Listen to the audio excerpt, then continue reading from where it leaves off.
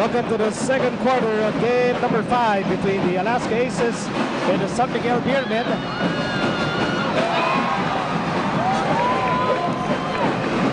Offensive rebounding for San Miguel, getting them those putbacks. So this lead is stretched now to 7 points.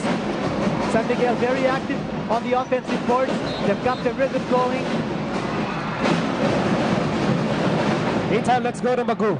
Thank you, Miko. We are with assistant coach Luigi Trillo, with Gia Bonilla calling the shots on the other end. Has anything surprised you guys so far? Well, the guys like Don who were a bit tight in the first, second, third game, he's coming out with a lot more fire. He's not afraid to take that shot. We just have to be ready to adjust. They're also doing a good job of pushing the basketball. We gotta get down, settle our defense.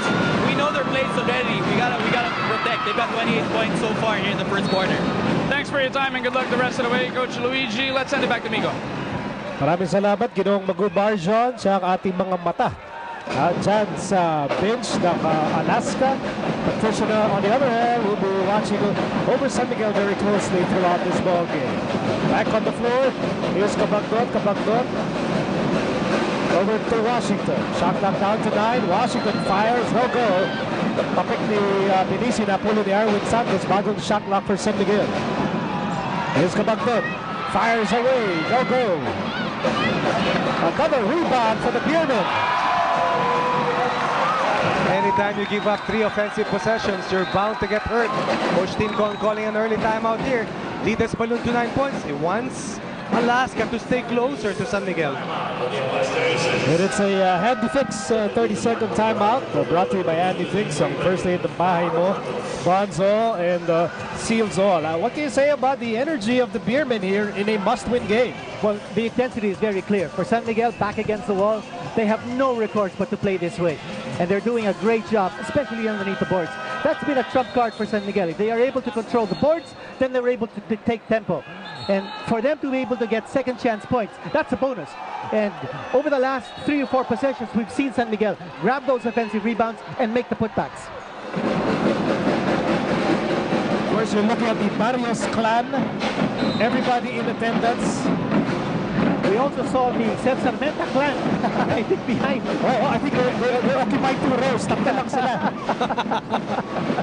Hala ka! Hindi naman ito narinig. Gorberon is now in the game para sa Alaska.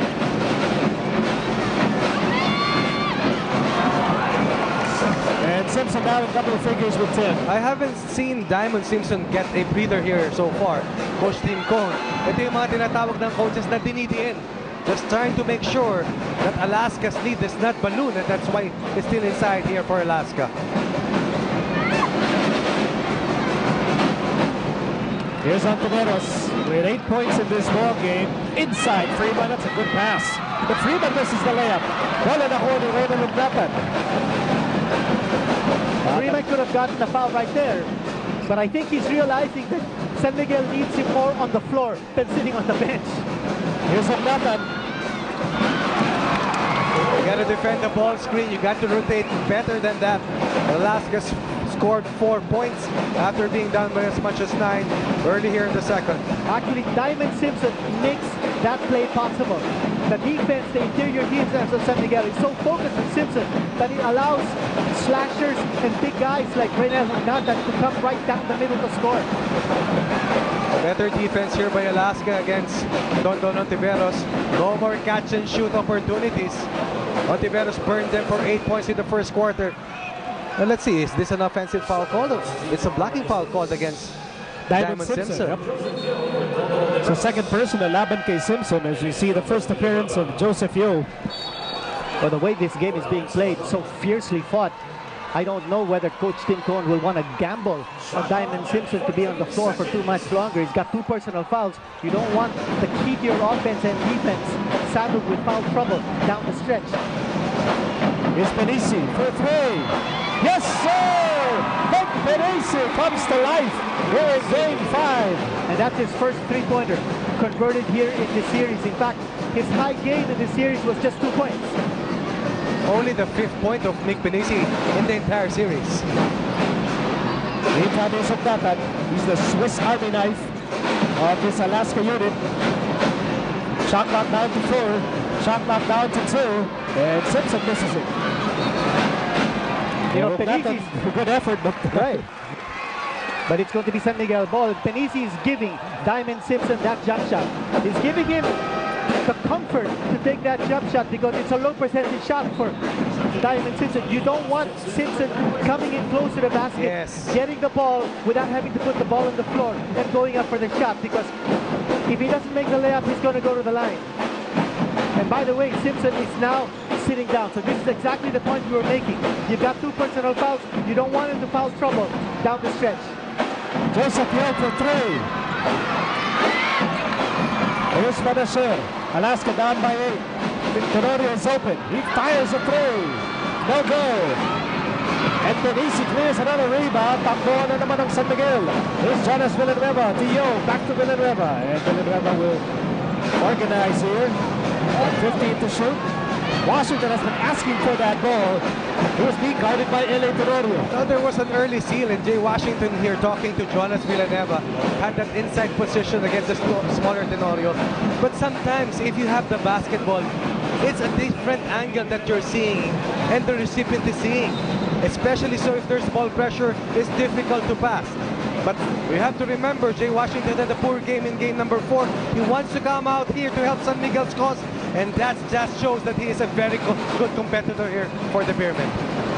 Here's Sonny Toss. I think his return to the Alaska lineup has meant so much for this team. Are they going to give him the basket? No, they won't. No basket. Let's go to Patricia. Coach Ronnie was talking about how Jay Washington didn't play up to par last game, averaging 16, but only scored 5 points. He says playing Diamond Simpson most of the game, having to put a body on him constantly at the post, and then going down on offense took its toll on his body, and he was tired. So he talked to Coach G about changes they can adopt. So they'll be giving Washington more switch-offs with somebody like Penisi when defending Simpson, and he'll get more rest. Miko? Well, he had 4 double-doubles in the first 4 games. And finally had a subpar game. But he wants to come out here to be able to help San Miguel stay alive. And you know, that play is an example of Alaska players trusting each other. You have a Cyrus Baguio, you know that he's a one-on-one player.